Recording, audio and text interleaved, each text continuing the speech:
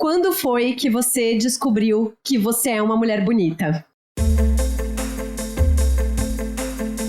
Meu nome é Larissa Guerra e essa descoberta ela veio só depois dos meus 30 anos e acho que ela veio muito por conta do Donas e das mulheres que me rodeiam. Meu Deus, eu acho que comecei a entender que quando eu tive uma certa dose de coerência entre aquilo que eu dizia que eu era e como eu agia, eu comecei a gostar de mim e a beleza veio assim, com uma certa coerência entre o que eu dizia e o que eu me tornei. Mas um pouco menos estética, mas um pouco mais interior.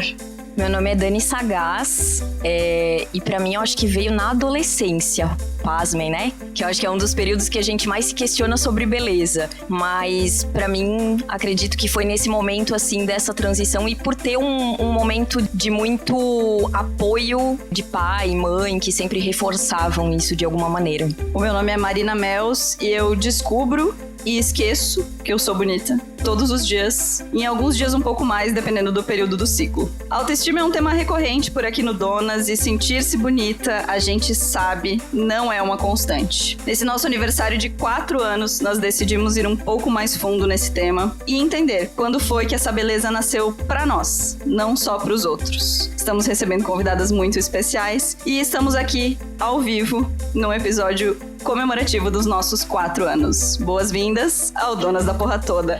Donas Da porra toda! Essa semana eu recebi um presente lá na rádio, junto com uma cartinha muito especial que me emocionou muito. Era a carta de uma mulher de 47 anos, dizendo que por me ver nas redes sociais, expondo o meu corpo, mostrando fotos de biquíni, me sentindo bem com o meu corpo, que ela conseguiu usar um biquíni pela primeira vez depois de 30 anos. 30 anos. E isso me deixou extremamente emocionada. Eu mandei pro meu grupo de amigas, eu postei nos stories e é muito bom quando a gente vai percebendo que juntas, que se inspirando em pessoas próximas, a gente consegue se acolher e a gente consegue enxergar essa beleza também na gente. Para conversar com a gente nesse episódio, nós escolhemos 2 mulheres absolutamente inspiradoras. No nosso episódio anterior, em que a gente falou sobre síndrome de impostor, a Débora sugeriu que a gente sempre se inspirasse em mulheres que têm carreiras que a gente admira. E uma dessas mulheres é a minha inspiração de carreira, a Amélia Malheiros. Bem-vinda, Amélia. Se apresenta para os nossos ouvintes. Querida, que honra estar aqui. Que dia especial. Eu tô tão inebriada, acho que é a palavra, assim, sabe? Tava precisando, acho que, de uma reunião com todo esse astral feminino num universo tão masculino ultimamente. Meu Deus do céu. A gente já se conhece há algum tempo e essa coisa de falar de sentimento, né? Falar da beleza, falar de quem a gente é, dessa... enfim, constância que somos, né, dessas metamorfoses que somos. Não é tão simples assim, então, mas eu não pensei 2 vezes, porque tudo que você me convida eu faço. Eu sempre acho que é um rolê bom, então. Tô 42 anos trabalhando, sou a 13ª filha e de uma família de 14, e desde pequenininha eu fui meio bibelozinho, assim, da família. Eu tinha um tio que padre, morava em Lages, quando ele voltava para visitar a família. Larissa de Lages, o umbigo do universo. Padre Leonardo, ele me colocava em cima da mesa e eu tinha que cantar e recitar versinhos, então ele me dava um dinheiro para que eu me exibisse assim para a família. Daí ele dizia, então me dá o seu dinheirinho que eu vou guardar de novo. Fazia eu cantar outra música e me dava o mesmo dinheirinho. Eu cantava a noite inteira pelo mesmo dinheirinho. E ficava pensando, mas meu Deus, tantos irmãos e tal, e eu ali me exibindo e tal. Mas foi bom porque eu perdi vergonha. Perdi vergonha de falar em público, perdi vergonha de me apresentar, de cantar, mesmo não sabendo o que fazer. Foi uma infância boa.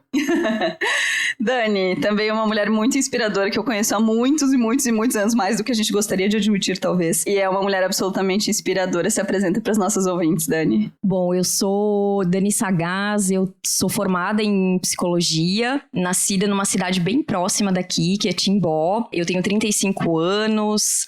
Atualmente eu sou Head de Diversidade, Equidade e Inclusão para uma multinacional. Eu nasci com uma deficiência física, como todos podem ver, né? Meu nascimento, eu confesso para vocês que há 35 anos atrás, falar numa cidade populosa, né? Mega populosa, 35 mil habitantes, nascer sem um braço, sem uma perna foi quase que... eu acho que naquela época só não passaram em rede nacional, porque talvez não chegavam até Timbó, né?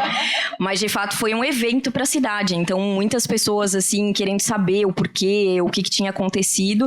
E eu sempre gosto de falar um pouco da trajetória, assim, da minha vida, que eu tive uma pessoa muito inteligente e muito astuta, muito sagaz, inclusive, que é o meu pai, né? Valdir Sagaz, o nome dele, que já não está mais neste plano aqui, mas foi uma pessoa muito audaz e um cara que realmente entendeu aquele momento daquele nascimento, assim, muito baseado sempre em olhar para Dani Sagaz pelas suas competências, pelas suas habilidades e não, de fato, pela deficiência. E falar sobre autoestima, para mim, tem uma conexão muito direta sobre isso, porque ele sempre foi uma pessoa que falou demais, né? O quanto que eu era linda, o quanto que eu poderia ser quem eu quisesse, o quanto que eu ocuparia os espaços da forma como eu quisesse, aonde eu quisesse, em todos os momentos. Queria começar perguntando pra vocês, assim, quem era vocês no ecossistema da escola, assim, né? Que é um ecossistema complexo, bastante difícil, cheio de questões em relação à autoestima. E quero contar que a primeira vez que eu disse que eu era bonita foi pra minha mãe, num caderninho. Ela tem um caderninho das frases engraçadinhas que eu falava quando eu era criança. E um dia a gente tava indo numa festa e eu falei pra ela: mãe, tudo bem se eu tô mais bonita que você?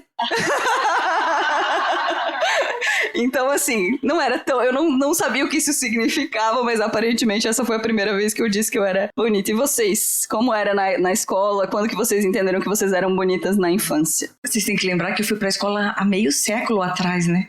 Há 50 anos. E era muito diferente do que é hoje. Eu tive várias fases, sempre fui uma aluna, uma boa aluna, e aí por essa coisa de desde pequenininha me apresentar, então era a primeira sempre a estar falando e me expondo, mas eu me lembro de um episódio, não sei porque ficou tão marcado assim. Quando eu comecei a desenvolver o corpo e comecei a ter seios, a gente não falava de nada disso em casa, não falava de sutiã, não falava de menstruação, não falava de nada, absolutamente não existia esse papo entre mãe e filha, entre irmãs, e olha que eu tinha muitas, né? Mas era totalmente tabu, né? Há meio século atrás isso não era papo de família. E aí eu usava uma blusa de abotoadinha de tecido de tergal, bem fininho, só que aparecia, né? O seio. Então eu consegui colocar um casaquinho que me acompanhou por não sei quantos anos. Verão, inverno, eu não tirava só pra lavar e no outro dia colocava pra esconder o corpo. Isso foi uma fase difícil, assim, de eu não poder me expor. Desses episódios mais marcantes de não me entender mulher, não achar que as coisas de mulher eram bonitas. Então, assim, o florescimento do seio já foi meio traumático, não foi tão, né, exuberante. Todo mundo fala o primeiro sutiã, a gente não esquece. Nem sei como foi esse primeiro sutiã,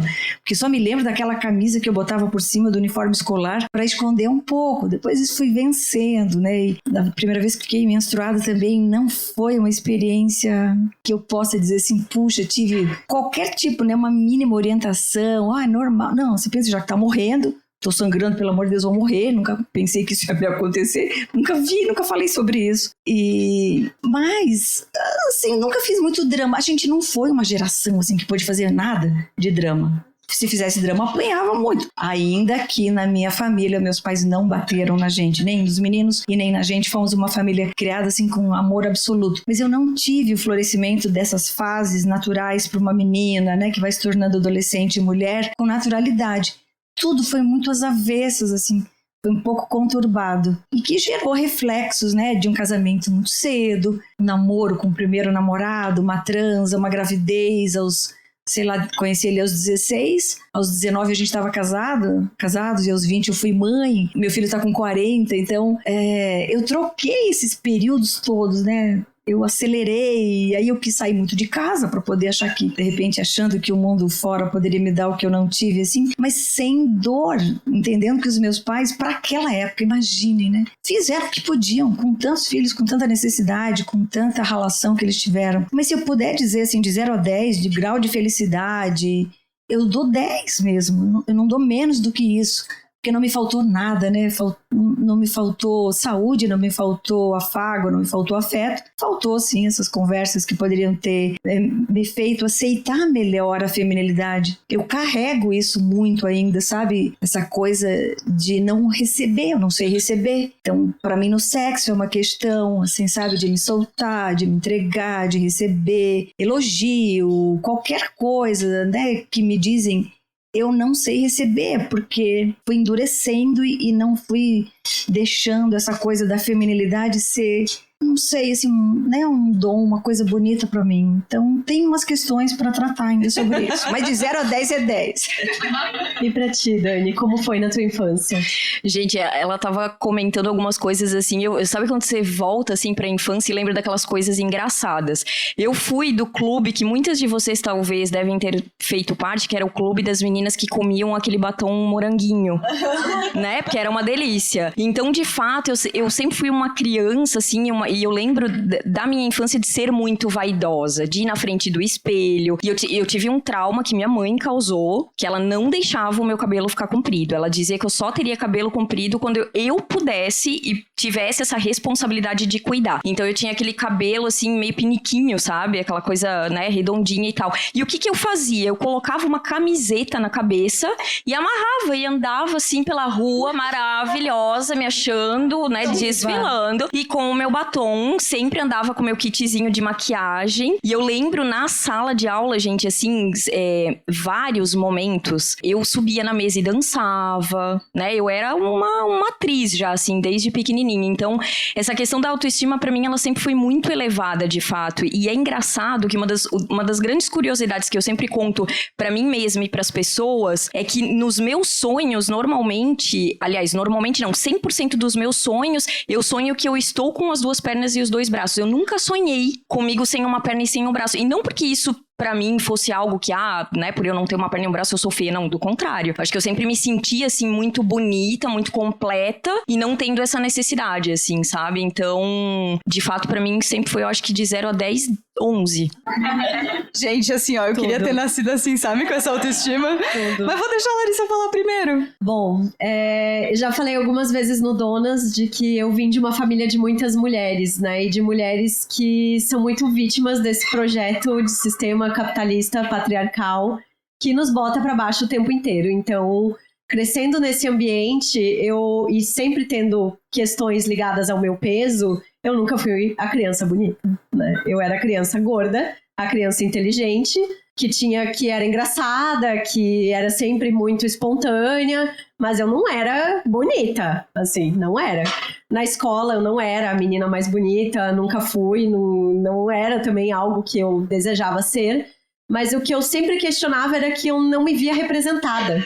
Eu não me enxergava nas novelas, eu não me enxergava nas capas das revistas, nos discos que as minhas tias ouviam, assim. Então, sempre tive muito esse questionamento dentro de mim, de como é, né? E sempre fui também muito vítima de dietas malucas, Quando eu chego num consultório médico e conto que com 11 anos eu tomava tarja preta pra emagrecer, todo mundo fica assim, quê? Eu falei, gente, tomava com 11 anos. A minha primeira dieta eu fiz, sei lá, com uns 8, talvez. Então, sempre tive toda essa ligação com o meu peso e sempre foi uma questão muito delicada. E até hoje, na minha família, é uma questão muito delicada. Porque hoje, a minha mãe, as minhas tias, além de toda a gordofobia presente na família, tem o etarismo. Porque agora elas também estão envelhecendo e elas, uma olha pra outra e fica, ai, mas tá velha, né? Ai, mas não sei o quê. Ai, mas eu tô engordando. Ai, mas... E aí é todo o nosso trabalho de desconstruir, de tentar conversar, de tentar explicar. Calma, sabe? Vamos olhar pra outras fontes, pra outras coisas. Mas, assim, o ambiente não era dos melhores, não, viu? Dos mais agradáveis. Cara, eu lembro que... Também já falei várias vezes, eu fui uma pessoa de fases, né? Assim, começou com Sandy Júnior. E aí eu me comparava com a Sandy pesava 46 quilos e eu ficava naquela, assim. Aí depois eu fui metaleira, né? Que foi quando a Dani me conheceu. A Dani foi ela foi testemunha ocular. A Dani, a Grace, a Ana foram testemunhas oculares de quando eu usava camisetas tamanho GG, meias coloridas e não penteava o cabelo. Ah, é uma época ótima. Mas é muito legal porque eu me sentia... e tive a época do El Chan, que a minha mãe tá lembrando também, antes de Sandy Júnior. Então, assim, uma grande metamorfose. Eu lembro de me sentir bonita por sempre estar rodeada de meninos. E eu acho isso sintomático, assim, sabe? Eu tinha aquele lance de que, aquela coisa patriarcal horrorosa, de que é melhor ser amiga de menino, porque menino, nananã. Então eu tinha muitos amigos meninos. As minhas primeiras amigas de verdade, assim, meninas estão aqui, que é a Grace e a Ana, que são minhas amigas há muitos anos, e que me mostraram essa amizade entre mulheres, assim. Então, eu acho que tinha isso, assim, eu não conseguia me ver comparada pra não me sentir feia, sabe? Então eu preferia não estar cercada de mulheres, o que hoje eu vejo que não faz o menor sentido, né, obviamente. E aí, eu tive uma coisa que difere um pouco da minha história com a Larissa em relação ao peso, que eu sempre fui magra, e de repente, por conta do empreendedorismo, de um burnoutinho, de várias coisas, eu ganhei 20 quilos em um ano e nunca os perdi. E agora estou em paz com eles. Isso muda tudo. É muito louco como isso muda tudo, assim.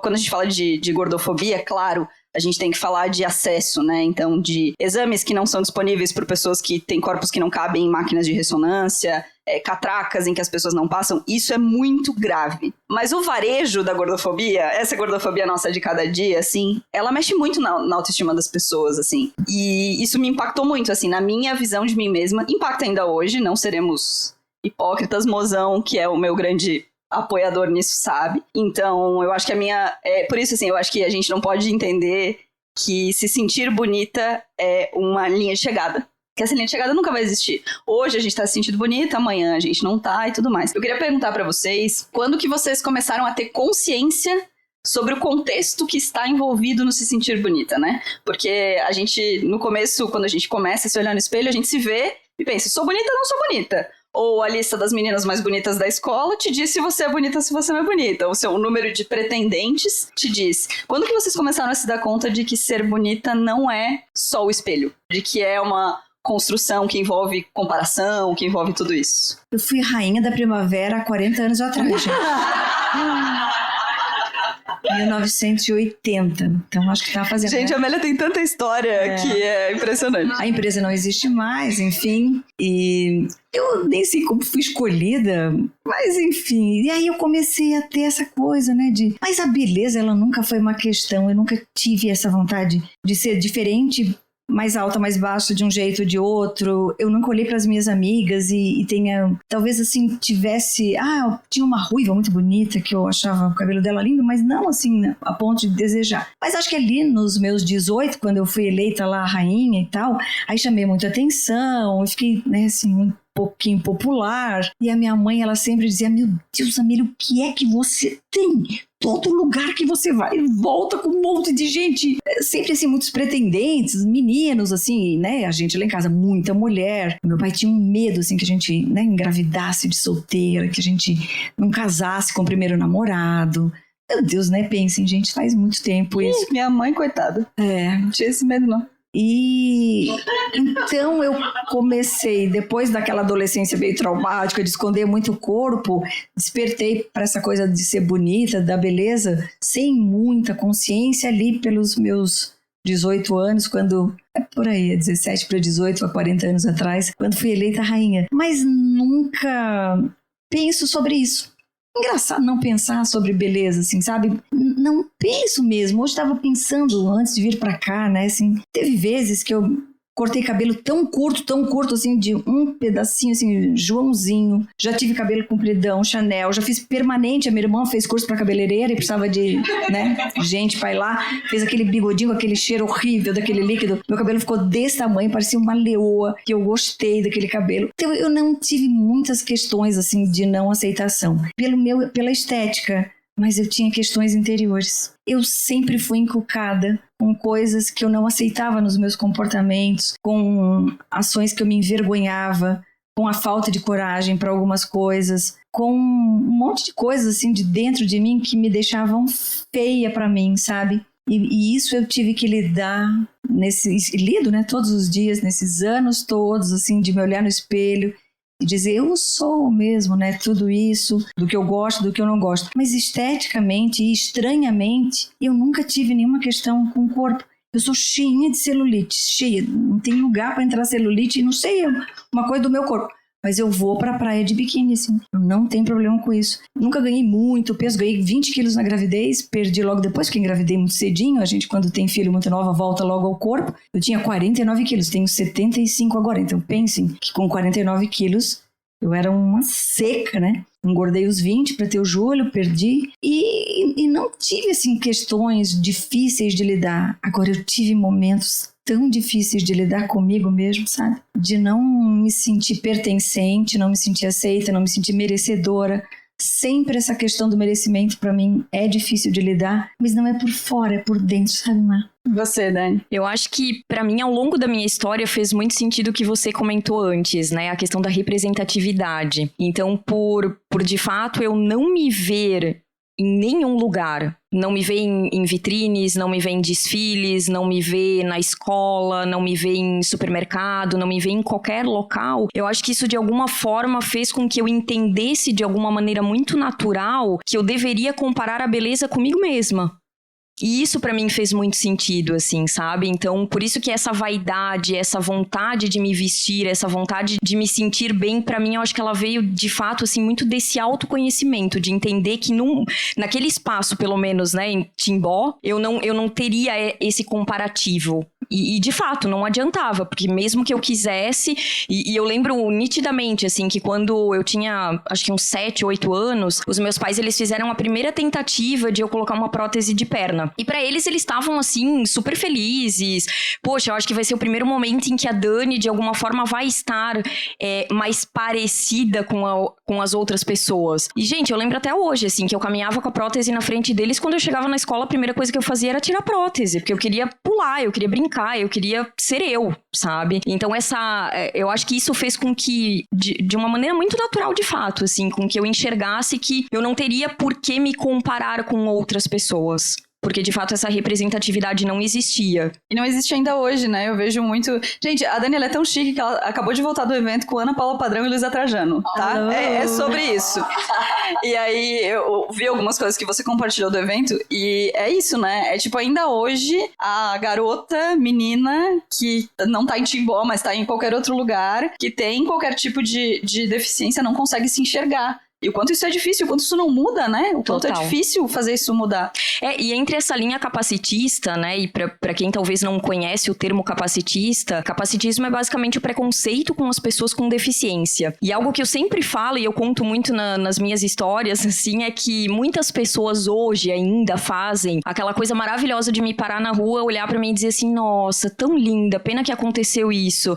E eu falo, gente, sim, eu sou linda de verdade, e assim, não é que pena que aconteceu isso, né? Eu sou linda da forma como sou. E eu já escutei várias coisas, né? Além disso, de chegar... Eu lembro alguns anos atrás, eu tava fazendo natação e teve uma mulher que falou assim, nossa, mas você tem um corpo tão lindo pra uma pessoa que tem deficiência, então quer dizer que, tipo, sabe? E isso, de alguma forma, do contrário do que muitas pessoas imaginam, que, Dani, isso vai te colocar pra baixo. Não, isso me deixa puta, sabe? Eu penso assim, cara, tipo, como é que a pessoa não vê como eu sou linda pelo que eu sou, de fato, né? E não por um corpo, ou não por essa questão de que, então ela precisa ter este padrão pra ser bonita. O que eu percebo é que, quando a Amélia falou uma questão que já pensei muito a respeito, que quando a gente para pra pensar assim, se tu pensa na tua vida, estamos em 2023, em 2013, você certamente lembra, se você é mulher, quantos quilos você pesava. Se você é uma mulher que teve... Né, que não é uma mulher exatamente com um corpo padrão e tal. Com 15 anos, quantos quilos você pesava? Você sabe. Você sabe. Isso pra mim, assim, me mata de formas muito pesadas, porque é isso. Eu sei exatamente quantos quilos eu tinha em cada fase da minha vida. Em cada foto, né? Às vezes você me manda. Eu tinha tanto peso nessa foto. Exatamente. A gente, compartilha uma foto da faculdade. Eu sei quanto eu pesava nessa época, quanto eu estava, qual era o tamanho de roupa que eu usava. E eu acho que quando eu passei a adolescência, minha adolescência até não foi um período tão difícil, assim, porque eu morava em Lages. A gente, claro, o acesso que a gente tinha de informação naquela época era muito menor, né? Tava começando a usar a internet, essas coisas demoraram pra chegar pra mim, mas a gente tinha corpos muito parecidos, eu e as minhas amigas. Tanto é que, assim, a história que a gente conta até hoje era que toda semana a gente ia em festa e a gente fazia aquele esquema de trocar a saia com a blusa uma da outra, não sei o que, e assim você tinha looks infinitos para todas as festas possíveis. Mas eu comecei a perceber essas questões vindo muito mais forte para mim quando eu fui pra faculdade, porque aí eu fui pra uma cidade de praia, né? Eu fui para um universo de pessoas completamente diferentes, de pessoas que com 18 anos já estavam fazendo cirurgia de silicone, que já tinham feito, já tinha feito uma rinoplastia, já tinha feito não sei o quê. E eu era uma garota com 18 anos, que estava tentando me entender quem eu era nesse mundo, tentando viver, construir a minha vida, completamente sozinha, numa cidade que eu não conhecia muita gente, morando com outras meninas que também viviam todas essas questões. E ali eu lembro que na época, assim, eu fui pra terapia. Eu lembro que eu procurei porque eu tava... E aí, assim, né? Você ia pra balada. Eu ia pra balada, sei lá, em Balneário. Né? Ai, gente, era uma humilhação, assim. Era uma humilhação. Só que aí também, por outro lado, eu pensava assim, cara... Fiquei um tempão, assim, sozinha nesses primeiros anos de faculdade. Eu chorava, porque ninguém nunca vai gostar de mim, não sei o quê, aquela coisa toda. Mas aí também eu meio que comecei a construir meu mecanismo de defesa de ser a pessoa desenrolada na conversa, assim. E aí eu sempre ia ganhando os contatinhos no papo, né? Conquistava na conversa, depois estava resolvido o negócio. Acho que a minha percepção de relação com o meu corpo e com a beleza começou a mudar com redes sociais, que a Marina odeia, ama, né? E xinga e... Vai chegar o meu diz momento. Que o Instagram tem que explodir. Mas eu lembro muito bem ali, mais ou menos em 2011, 2012, quando começou a ter Instagram, quando começou a se falar de moda plus size, quando eu comecei a ver outras mulheres que se vestiam muito bem, que eram lindas, que eram bem-sucedidas, que eram amadas. Eu comecei a ver essas mulheres. Eu pensei, nossa, eu acho que eu posso, sabe? Eu acho que eu consigo ser assim. Eu acho que talvez eu seja essa pessoa. E ali, pra mim, tudo mudou. E a gente tava falando, eu e a Débora, antes ali no intervalo, eu falei, gente, o Instagram pra mim não é essa rede social tóxica, porque o meu universo tá ali, tá representado. Até hoje está. E hoje eu acho que eu faço questão de mostrar pra outras mulheres de que elas também podem ter esse conforto com elas mesmas, assim. Eu lembro de uma revista Capricho, nunca vou esquecer, que era a Priscila Fantin na capa, e a manchete era Gordinha, e agora? E ela era muito magra. Muito magra. E a foto... era ela de calça jeans, com a calça jeans meio não fechando, assim, sabe? E aí, nessas todas as revistas que eu amava, eu pedia de presente de aniversário todo ano, era o meu grande acordar no sábado e ter a Capricho pra ler, era assim, o grande momento da minha semana. Conheci vários autores que eu gosto, que escreviam pra lá e tal, mas eu lembro que isso ficou muito marcado pra mim, assim, sabe? De que o lugar da beleza era esse. Era assim, alô gordinha, não use listras, sabe? Ou tipo, não tente usar... use um tamanho maior. Não deixa a barriga pra fora. Não deixa a barriga pra fora. Então, eu acho que na nossa adolescência, assim, quem tá aqui com 30 e poucos, 40 e poucos, tinha muito isso, né? Tinha muitas revistas... certo e errado de roupa, né? A Amélia trabalhou com moda há muito tempo, trabalha ainda. O que é certo, né? É certo você usar tal coisa, é errado usar tal coisa. E eu acho que isso impactou a minha autoestima de uma forma muito intensa, assim, sabe? Por isso, talvez, que a gente tem essa percepção um pouquinho diferente de redes sociais, assim, porque eu acho que ainda assim, mesmo com as pessoas incríveis, eu me comparo. E essa comparação não é boa. Eu sempre saio perdendo, né? Aquilo que a gente tava falando da fraude, assim. A gente sempre sai perdendo, sente que está perdendo. Pra mim, a comparação não é nesse lugar, sabe? De, ai, que bonita, posso ser assim. Pra mim, é o ai, que bonita, parou aqui, sabe? Então, eu acho que a comparação é uma armadilha constante que a gente cai e precisa evitar cair pra se sentir bonita, pra entender que a gente é bonita, né? Eu queria falar profissionalmente um pouco, assim. A Amélia começou a trabalhar com um setor de moda. Eu lembro muito bem de uma reunião de diretoria da Hering, que a Amélia, todos homens de cabelos brancos, terno e gravata, e a Amélia com uma blusa estampada, coloridíssima, sorridente, e eu acho que isso impacta muito também, assim como a Dani é uma executiva de uma multinacional, que eu imagino, embora você trabalhe com diversidade, pra mudar esse cenário, isso também aconteça. A Larissa tem vários colegas homens, eu lido com clientes homens, acredito que várias mulheres aqui também passem por isso. Como é que esse ambiente profissional acaba fazendo com que a gente não se expresse através da moda? A Amélia pode falar de se expressar, que ela se expressou muito bem. Mas assim, como é que esse ambiente profissional acaba reprimindo a gente, assim, nesse momento? Eu acho que durante muitos anos, e assim, eu lembro muito de quando eu comecei a estagiar, né, ou quando eu comecei a ir para as organizações, assim, e para a primeira organização que eu fiz parte, existia literalmente aquilo que a gente chamava de dress code, né, então você via todo mundo vestido com a mesma coisa, então eram os homens com a famosa calça de sarja de cor caramelo, a camisa xadrez, né, de botão dentro da calça, enfim. E eu lembro, assim, que essa questão das vestimentas vinha muito forte. Então, a mulher não podia ir com decote, não podia ir com uma blusa muito marcante, né, porque ia trazer uma conotação, às vezes até pra questão de ocorrer o assédio, que, né, tinha muito essa linha tênue. E eu lembro que, e até um dos assuntos que eu comentei nesse evento que eu tava há 2 semanas atrás, que foi o Woman on Top, que é um evento feito, né, pela Ana Paula Padrão, eu tive a oportunidade pela primeira vez de falar sobre isso, né, sobre o quanto que o assédio aconteceu comigo. E essa questão da vestimenta, de fato, pra mim, ela tem um lado simbólico muito forte, assim, porque eu lembro que quando eu comecei a sofrer assédio, e essa história eu conto nesse painel, eu me vestia, assim, muito com saia, com vestido. Eu sempre gostei muito de usar essas roupas. E eu tinha, naquele ano, eu tava trabalhando com uma pessoa, né, um homem, que a gente dividia a sala, então éramos só nós 2. E nessa sala, vira e mexe, ele fazia alguns comentários, assim, com uma conotação de assédio moral e sexual. E eu lembro até hoje de eu ir pra casa, me sentindo assim, então, tipo, certo, ele me insinuou isso porque eu tava usando uma saia, ele tava assim porque eu tava de vestido. E eu comecei, gente, a ir pro armário do meu atual marido, que a gente tá junto há 17 anos, comecei a ir pro armário dele buscar roupas dele pra vestir.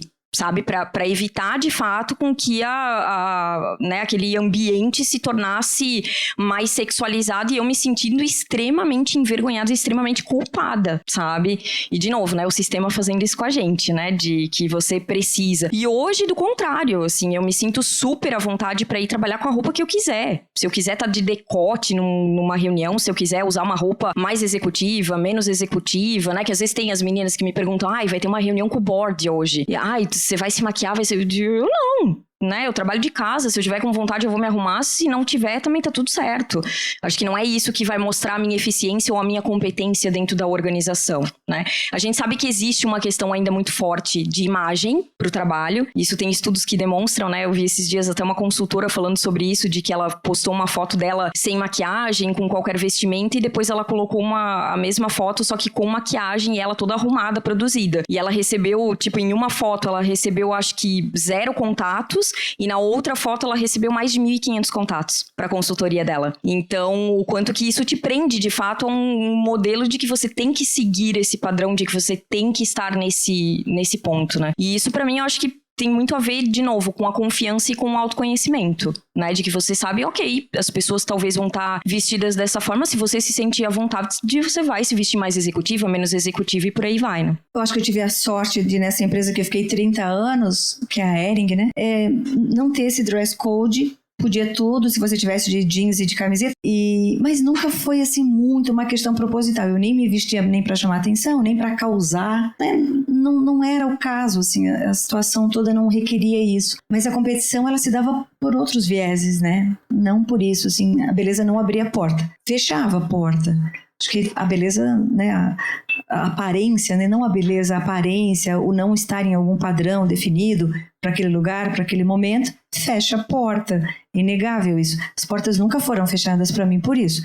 Então eu sempre tive num padrão, nem muito acima, nem muito abaixo, mas a competição e esse lugar de que entre o homem e uma mulher em igual condição de competência, muito comparáveis, sempre o homem estaria sendo, de alguma forma, alçado para uma posição maior, me aconteceu inúmeras vezes, assim, sabe? Não cabem nos dedos.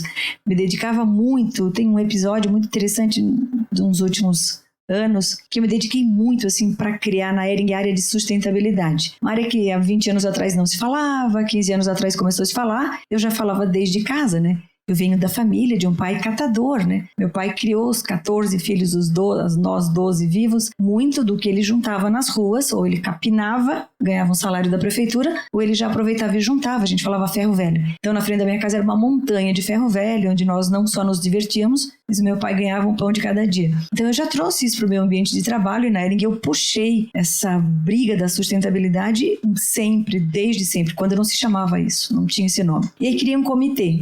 A duras penas, assim, consegui trazer lideranças de todas as áreas para discutir a responsabilidade social corporativa, o que nós tínhamos que fazer para além daquilo que já era o esperado, né, de uma empresa que vende roupa. E batalhei tanto, e ganhou importância, e as pessoas foram se engajando, e foi tão legal. E aí, de repente, ele passou a se reportar a um nível acima, direto ao presidente, e eu falei, puxa vida, mas agora então vai ser a minha chance, né, de botar esse assunto definitivamente na mesa do board. Então eles fizeram uma conversa, me chamaram e disseram, olha, vai se tornar realmente um assunto bastante estratégico, por isso a gente está trazendo o fulano de tal para liderar essa frente. Foi o dia que eu acho que eu mais chorei em toda a minha vida profissional, assim. Tive que engolir aquilo e no outro dia tinha que estar lá plena, né? Para colaborar com ele e fazer com que as ideias pudessem ser ditas pela boca de um homem, porque talvez pela minha não fossem suficientes para serem ouvidas lá pelo tal, né, da última instância. Não me desanimou, eu nunca fui de desanimar, nunca fui de desistir, mas como esse episódio tenho muitos para contar, né? Depois fui voluntária numa associação e fiz aí acontecer tantas ações sociais tão bacanas e também teve uma oportunidade para se tornar presidente daquela associação. De novo, eu fui preterida. Eu sei que não foi por falta de competência hoje. Talvez na época eu ainda pensasse, deve ter ali uma visão para números que eu não tenho, sabe fazer uma relação menos... Daí eu pensava, eu acho que eu sou muito passional, eu me emociono muito, eu choro se eu tô triste, eu fico muito feliz e sou muito entusiasmada. E comecei a tentar esconder um pouco isso, mas não conseguia, não consigo, a gente não consegue esconder aquilo que a gente é. Então essas coisas sempre me incomodavam e me incomodaram mais, e hoje eu consigo olhar para isso, entendendo, claro, né, que sou quem eu sou por passar por tudo isso. Então não foram essas questões estéticas, né, de ser aceita, né, por mais ou por menos beleza que me incomodaram, mas foi por essa questão de ser mulher e de merecer estar ali, de ter me esforçado e ter competências, e por uma questão que eu não sabia como definir, né, que hoje a gente fala tanto sobre isso, mas que há décadas atrás era um tabu tão grande, era tão difícil de falar isso nas organizações. Eu demorei muito para entender que, né, não tinha nada errado comigo, merecia mesmo estar ali. Hoje estou trabalhando um pouco essa questão num outro lugar, mas foi difícil. Vai, Marida, quero que tu comece sobre... Então difícil, né? Porque eu abri a minha empresa muito cedo, então eu tinha 21 anos e estava lidando com executivos de 50. E até hoje o tênis é uma questão para eles, né? Então há reuniões em que eu não me atrevo a ir de tênis, até hoje, e eu tenho 12 anos de empresa, porque eu sei que isso impacta na percepção que eles têm de mim, né? A Gita aqui, que trabalho com política, imagino que passe pelas mesmas questões. E assim a gente vai se tolhindo eu acho, de expressar quem a gente é e se sentir bonita sendo quem a gente é, por conta dessas referências externas todas, assim. E isso eu acho que tem um impacto na autoestima de todas nós, né? Não só da carga mental que isso gera, né?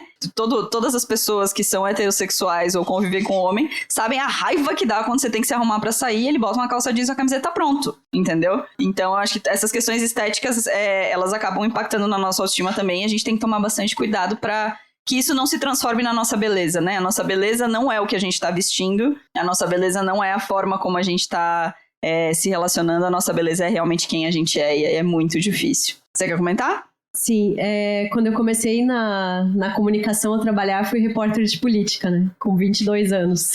Então, tinha muito que se vestir para parecer ser uma pessoa séria. E se vestir para esconder o corpo, esconder as imperfeições, as coisas que eu não queria. Então, durante muito tempo da minha vida, eu me vesti dessa forma, para parecer assim, para me disfarçar e para não ser vista e para que ninguém notasse absolutamente nada a meu respeito. E aí, quando eu entrei na rádio, em 2019, 2018...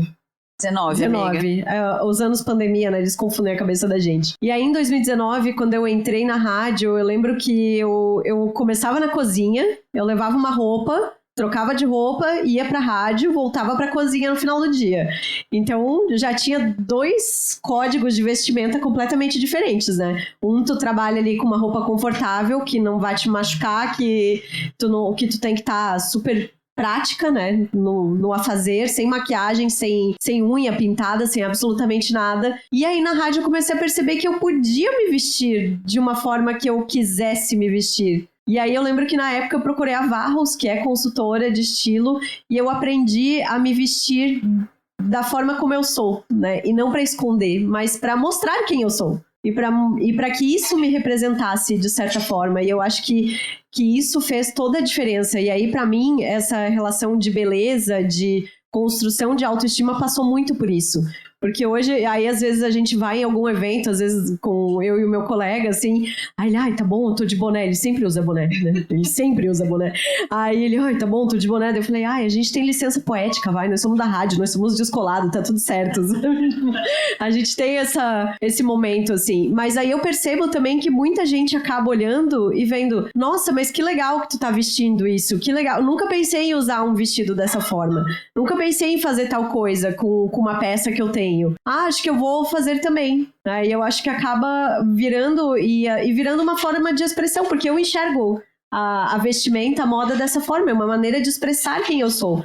De expressar o que eu acredito, quais são os valores que eu defendo, né? Antes da gente ir pra pessoas muito bem resolvidas, né? Gente, tô me sentindo aqui mais a fraude da vida, mas tá tudo certo. Antes da gente ir pras nossas dicas de o que vocês sugerem, eu queria só perguntar uma coisa extra pra Amélia, que é uma questão pra muitas de nós, e eu sei que pra muitas das pessoas que estão aqui, que é o cabelo branco, né, Amélia? Muitas mulheres passando por isso, muitas mulheres mudando a sua relação com o cabelo, entendendo esse cabelo como parte de si, não querendo esconder, querendo assumir, querendo entender. Como foi pra ti esse processo? Porque eu lembro muito bem disso, assim, eu lembro que você foi convidada pra fazer uma campanha de moda de cabelo branco, e aí foi uma coisa...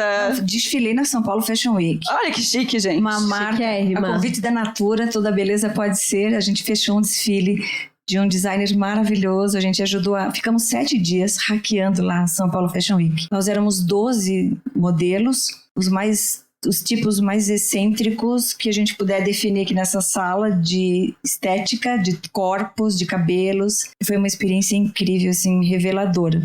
Mas naquele momento ele já estava fazendo a transição. Então, quando comecei, eu fui num visagista. E ele falou, então por que você está aqui? Eu falei, não sei, eu queria mostrar quem eu sou. Quem você é, Amélia? Que pergunta difícil, né? Pelo amor de Deus, como vamos perguntar pra gente? 3 horas antes. Pois é, tem uma vida toda pra... Eu falei, eu sou uma pessoa simples, e eu sou mesmo, né? Muito simples, eu nunca fui ligada à marca, apesar de ter trabalhado com moda, meu Deus, eu nunca comprei nada caro, a relação pra mim tem que ser justa, custo-benefício, não gasto dinheiro desnecessário. Falei, então eu quero passar isso. Simplicidade, autenticidade, porque eu sou leve, sou simples. Tá disposta para fazer uma transição de cabelo? Tô disposta. Tava pintando, né? De 20 em 20 dias. Meu Deus, como era chato. Pintar cabelo caro, né? Chato. Daí cortou tão curto, que eu me olhei e falei, meu Deus do céu, quem é essa? Sem cabelo, praticamente. Ficou um cabelo cor de bugio, assim. Aquela cor mesmo de, sei lá. E foi indo, e o branco foi vindo. Tive umas críticas, assim, né? Não do Marcos, do meu marido, mas até dos irmãos, dos homens, assim. Envelheceu. Falei, não. Mas foi numa época em que muitas mulheres, há uns, 10 anos atrás, eu acho, por aí, começaram a deixar cabelo branco. Então não foi um fato muito isolado. Porque lá fora, quando a gente viaja, né, quantas mulheres europeias já assumiram os brancos há anos atrás? Se é para Paris, para qualquer outro lugar. E eu achava tão bonito. E aqui no Brasil realmente um preconceito. Então hoje a gente tá uma legião aqui, né, de brancas que, assim, não tem mais essa coisa mesmo, não tem necessidade de esconder o branco, sabe? Porque ele é quem a gente é, né? Nem a ruga, eu não tô pensando em fazer procedimentos ainda. Esses dias andei falando com a minha irmã, ela vai dar uma levantada nas sobrancelhas, assim, pra tirar um aspecto de cansado, fazer um preenchimento. Eu nunca fiz nada. E acho que não vou fazer nada. Nunca fiz nenhuma tatuagem, nunca fiz nenhum procedimento, porque eu acho que tem a beleza do processo natural, de você se aceitar, né? De ver o pescoço ficando, a mão daquele jeito, que tudo vai caindo, né? Um tempo assim vai caindo, vai deformando. Mas se isso, de novo eu quero dizer para vocês, se não me incomodar internamente, porque se eu conseguir conviver com as minhas decisões, o que é muito difícil, muito difícil, porque eu mais erro do que acerto, mas se eu tiver em paz com a minha consciência, convivendo com as minhas duras decisões, não importa fora, só importa dentro, né? Então não é tão simples. Dani, e aí, quem tá nesse processo de entender a sua beleza? O que você sugere como psicóloga e como uma mulher que sabe que é linda? Eu acho que a principal dica é a gente saber receber elogio. E eu acho que nós, mulheres, fazemos isso péssimas. Quem é que aqui nunca recebeu um elogio do tipo, nossa, que linda sua roupa? Ai, paguei R$10. Brechó, né? E eu acho que eu acho que a partir do momento em que você entende, né, e você aceita o elogio com obrigada, você aprende também a elogiar, né, outras mulheres. Eu acho que isso vira uma cadeia, assim como muitas dos movimentos que a gente vem fazendo, né, entre mulheres. Mas pra mim, eu acho que essa é a principal. É você aprender a saber receber esse elogio de forma muito genuína. Eu acho que passa por olhar para a diversidade, por desconstruir esse olhar do padrão, né? Porque o que é padrão, afinal de contas, gente? O que é? Se a gente olha para essa sala aqui, olha, é todo mundo diferente. Todo mundo diferente, todo mundo super bonita, super... Tá todo mundo brilhando, assim. É isso, eu acho que por mim passa muito por desconstruir. O que é, afinal de contas, esse padrão? Quem determina o que é esse padrão? Homem, branco, hétero, aquela coisa, sistema, né? Por aí.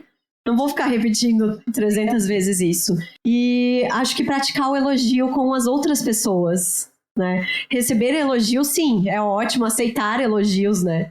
Aceita o elogio, mas pratica o elogio para outra pessoa. Essa semana a gente teve uma conversa lá na rádio sobre elogios e muitas pessoas falando assim, porque eu não costumo elogiar as outras pessoas porque vão achar que eu tô puxando o saco. E, gente, que bobagem. Se tu tá afim de falar, elogia, sabe? Bota outra pessoa também. Pode mudar a vida da pessoa. Exato, tu pode mudar a vida da pessoa, tu pode fazer com que ela mude talvez o olhar que ela tá tendo. A minha amiga que esses dias não estava se sentindo bem, eu falei, amiga, você é maravilhosa. Maravilhosa, você é maravilhosa. Tipo, tira ela daquela espiral de paranoia que ela tá, daquele, nossa, porque eu não sou... Você tira ela desse momento...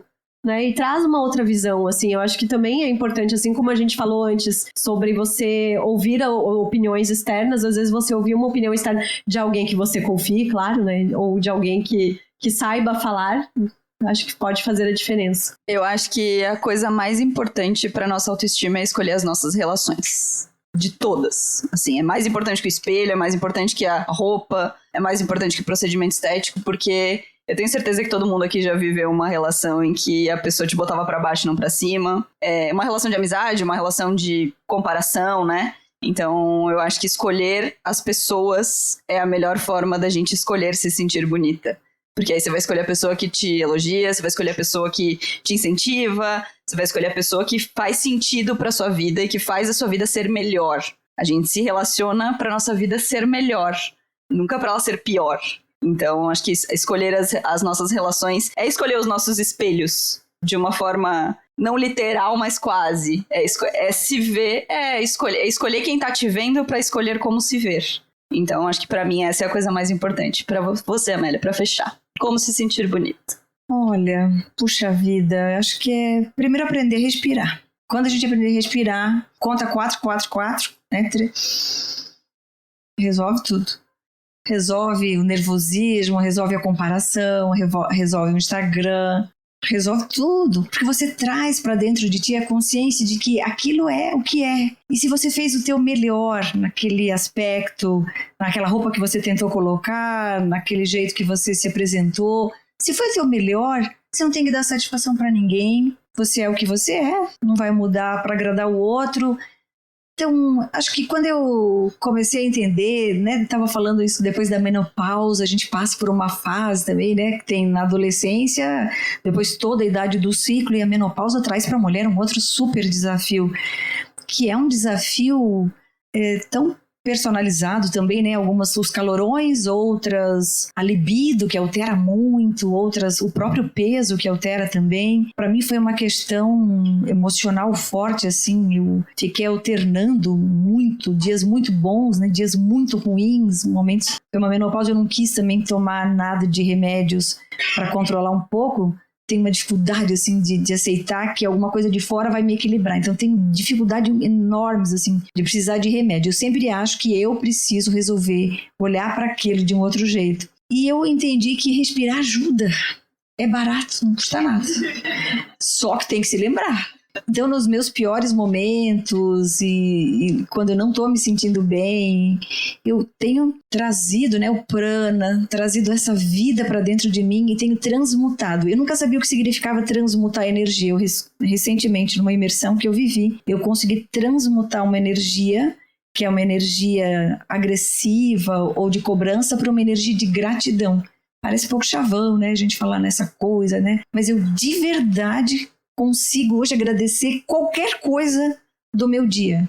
Eu começo de manhã, eu penso assim, ai, meu cabelo, tem cabelo, ai, tem cabelo, grosso, tem cabelo, tem cílio, tem... E aí meu pai me ensinou isso, assim, vai agradecendo cada coisa, o dente, o nariz, o olho que enxerga, os 5 sentidos.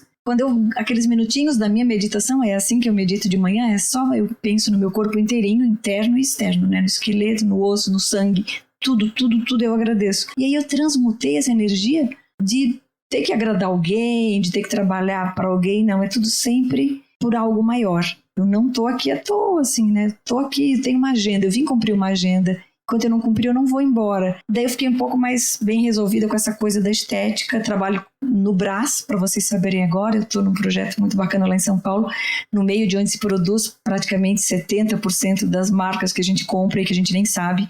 As marcas caras dos shoppings, inclusive, são produzidas lá, naquele enorme, né, ecossistema, um bairro inteiro lá, Brás, Bom Retiro, 25, aquela região toda. E difícil, né, assim, mas tenho respirado. Muito bem, temos um episódio. Vamos para as nossas perguntas. A gente só consegue 3 porque a gente já estourou o tempo. Exato. Mas antes, eu quero lembrar para quem está nos ouvindo que a gente tem uma campanha de financiamento coletivo. Vai pedir dinheiro, amiga! É óbvio que eu vou passar o chapéu, né? apoia.se/Donas da Petoda. Gente, são 4 anos trabalhando nisso. 4 anos trabalhando nesse projeto que dá um trabalho do cacete, que não tem um dia na nossa vida, nesses últimos 4 anos, em que a gente não tenha falado de donas. A gente fala ali, a Marina é um dos meus contatos fixos no WhatsApp. A gente tem mais uns 30 grupos relacionados ao donas e a gente fala no pessoal ali sobre o donas. Daí, do nada, a gente tá falando sobre o donas nas mensagens do direct do Instagram também. Então é isso, gente. É um projeto que é a nossa vida, que demanda muito tempo, que custa dinheiro, que custa uma energia...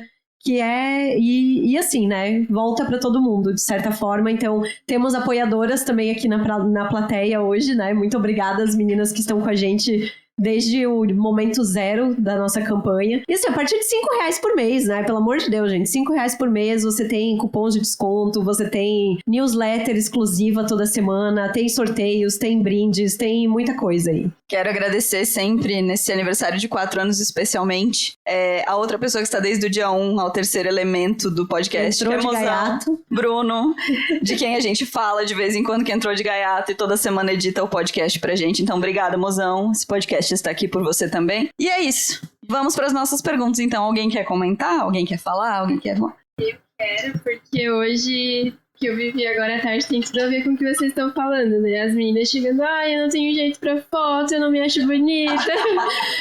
E no final, todas estão lindas demais. Então, eu quero ressaltar uma coisa que a Lari falou, que foi uma coisa que mudou a minha forma de me ver, que eu vivi isso um tempinho. Tava andando, eu e meu esposo Caio, atravessando a ponte, tava vindo uma menina, né? Não era uma moça padrão, mas eu achei ela muito linda. Assim, né? Padrão que a gente fala, né? Padrão de beleza que as pessoas colocam. E eu achei ela muito linda. E aí, quando a gente tava passando, o Caio falou, nossa, essa menina parece com você. aí eu olhei, né? Eu falei, não, aí é que é verdade. E aí eu parei pra pensar, tipo, que de fato a beleza dela não era padrão, mas ela tinha uma coisa muito bonita que não soube identificar o que era. Claro, não é porque ela era parecida comigo, mas ela tinha... não, sim, tá tudo bem. Não, mas é porque realmente ela tinha uma coisa que me mostrou, tipo, um brilho, alguma coisa diferente. E é isso que a Lari falou, que eu queria ressaltar, que existe muita beleza na diversidade. A gente não precisa ser igual fulano, igual fulana pra ser bonita. A gente tem a nossa beleza. Às vezes é um olhar diferente que a gente tem, um cabelo diferente que a gente tem, um sorriso diferente, sabe? Um formato de rosto. Cada uma tem a sua particularidade. E é isso que faz a gente, né, ser mais bonito. E o que eu tento realçar nas fotos também de vocês hoje. Linda! Pra quem está ouvindo, né? Pra quem está ouvindo esse podcast e não está aqui no evento, a Demi, que acabou de falar, vocês acabaram de ouvir a voz dela, está fotografando todas as pessoas que estão aqui no evento. Ela está presenteando cada uma das nossas convidadas com uma foto pelo olhar lindo dela. Então ela sabe ver beleza muito, muito, muito bem e sabe valorizar a beleza muito bem e é uma mulher muito bonita. Oi, meninas, boa tarde, né? Meu nome é Aninha. Bom, eu me vi um pouco na Lari e um pouco na Marina. Na Marina, do fato de falar, sou filha única, então sempre tive rodeada de homens, né? Seja amigos, tudo. E pela Lari, pelo fato dela falar que eu ia pelo lado cômico, né? Sagitariana, despojada. Palhacinha, né? Palhacinha. A palhacinha do grupo. E eu comecei a me sentir bonita a partir de há 2 anos atrás com a minha filha, que ela começou a me elogiar. Então ela sempre olha pra mim e fala, mamãe, você tá bonita hoje. Então a partir dela eu comecei a me achar bonita, porque tinha dias que eu era feia e nas outras também. Então a partir da minha filha eu acho que esse olhar dela começou a me despertar e me deixar mais leve e me sentir mais bonita. E aí, mais uma. Eu quero parar. Briga. Então, Primeiro, olha essa mulher que maravilhosa, pra começo de conversa. Olha esse espetáculo, vai. Então, tava com todo esse papo, lembrei de uma situação que aconteceu quando eu era criança. Provavelmente devia ter entre uns 8, 10 anos, eu fui fazer o segundo furo na orelha. Eu lembro que a mulher falou assim pra mim, mulher sofre desde criança pra ficar bonita. E tipo, cara, mano. E claro, eu cresci nesse rolê, né? Tipo, vou ficar com aquele cabelo com cheiro de queimado pra alisar, pra ficar loira e lisa. Vou ficar magra pra seguir o padrão e tudo mais. E eu só realmente comecei a me sentir bonita quando eu fui eu mesma. Quando eu entendi que meu cabelo era ondulado. Quando eu entendi que tava tudo bem ter o cabelo branco. E que tava tudo bem usar as roupas que eu quisesse, assim. Então, hoje eu me sinto bonita. Quando eu boto uma roupa, eu penso, isso é roupa de Duda. Maravilhosa. Deixa eu só completar. Eu vi essa semana uma matéria, acho que era da Economist, se não me engano. E era uma matéria extremamente gordofóbica, assim, mas em determinado momento eles falavam que tem estudos mostrando que a partir dos 6 anos a menina já entende que ela precisa emagrecer. 6 anos, gente. Sabe? Quem queria falar? Ana? Queria falar? Então, a beleza da gente estar aqui, da gente falar e da gente trocar, né? E tá acompanhando o podcast desde o dia -1, né? É poder... A gente tava falando do cabelo agora, né? E todo mundo olha pra mim e acha que eu tenho luzes. E eu tenho cabelo branco desde os 18 anos, já fui loira e tal.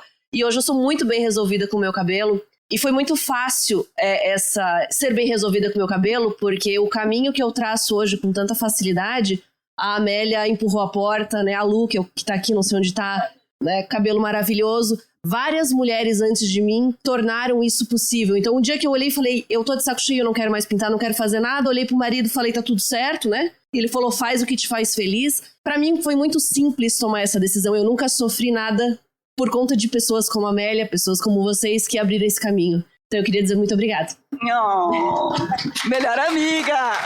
Vai, melhor amiga! Gente, é isso. Encerramos. Dani, muito obrigada. Você é incrível. Amélia, muito obrigada. Você é incrível. A gente se ouve na semana que vem aqui no Donas. E a gente continua juntas aqui no evento. Que tem mais sorteio, tem bebidinhas, tem várias coisas ainda. Beijo, gente.